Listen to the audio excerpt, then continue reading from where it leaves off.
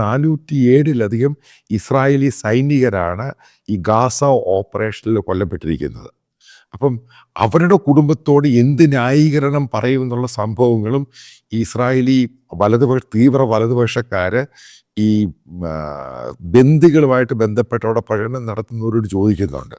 കാരണം അവർ ഈ രാജ്യത്തിന് വേണ്ടിയാണ് ഈ സാക്രിഫൈസ് ചെയ്തിരിക്കുന്നത്. അപ്പോൾ അവരോട് ഏത് ന്യായമാണ് ഞങ്ങൾ പറയേണ്ടതെന്ന് ചോദിക്കും. കാരണം അവർ ഭരിക്കുന്ന ഗവൺമെൻറ്റാണ്.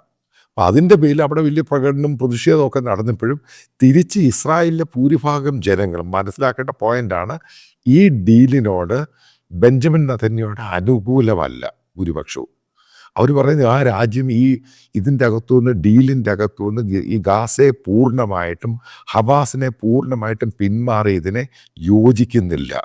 അതായത് നെതന്യാഹുവിന് കിട്ടിയിരുന്ന പോപ്പുലാരിറ്റി ഇതിൻ്റെ പേരിൽ കുറയുന്നു എന്നാണ് അറിയുവാൻ സാധിക്കുന്നത്. അതായത്